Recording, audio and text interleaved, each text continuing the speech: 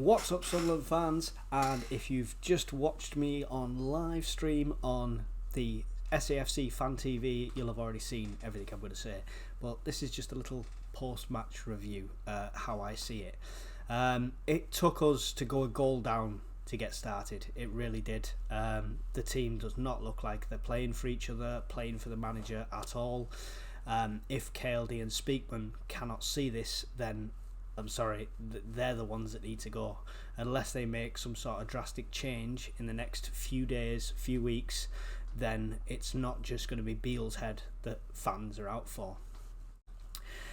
His subs improved ever so slightly. The fact that he made a sub at 60 odd minutes instead of waiting till 80 odd minutes. But as Hamir was warming up to come on, as he'd got his jacket off ready to come on just before they did the sub, that's when Hull scored. So at that point he should have stopped that sub happening and rethought it a bit and maybe made it more attacking, but he didn't. He did the sub he was going to do. He took Rusin off and he put Hamir on. So we were exactly the same formation with a different player up front. That was his first mistake in my eyes. We should have made it more attacking. We shouldn't have brought Rusin off. I think he was doing a good job. He was just mauled. If we had two up front, it could have been a completely different story. And then to not make any further changes then till 80 odd minutes in, then you bring Beale on. Who's performed brilliant in the last two games.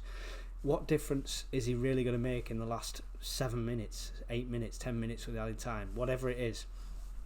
It's not enough. Pembele and Beale, when they came on, they had some great partnerships together. They looked good going forward, but for me it just wasn't. It was too little too late yet again. And who he brought off was Silt, and Silt did brilliant. I think he was, I saw more of him than the likes of Ekwa and Neil in the centre. He did a lot more for us, and then you take him off. I just do not know what games that Beale is watching. I really don't. I don't understand his tactical decisions at all. And I mean, it just feels so amateurish. I feel like we'd have done better getting an amateur in. If we'd have got the likes of like Arca, who has only just started his managing career, he'd have done better than this by now. Now, the only step forward now is for them to either get rid of Beale, sell the club to a different ownership so we can have a new model, get rid of Speakman.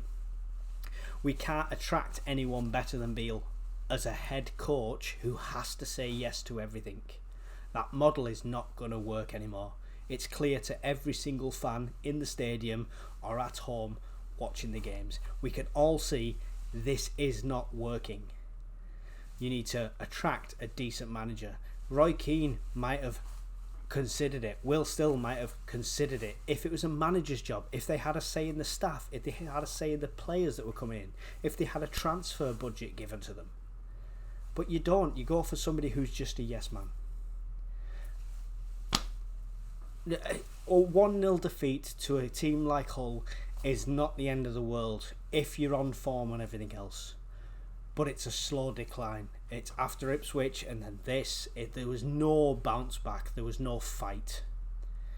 Pritchard never stopped. Never stopped, Pritchard, all the way through. He looked like the one that could create something. Hume had a cracking shot in the game. That was very unlucky. Allsop did brilliant to get his hand to that. But yeah, Pritchard never stopped. And what's happening with Pritchard? He's the one that's most likely to go in now in January. And there's no contract there for him. What are you doing to our club? Thanks for watching, guys. Sorry it was a bit of a rant. I'll see you all in the next one. Bye.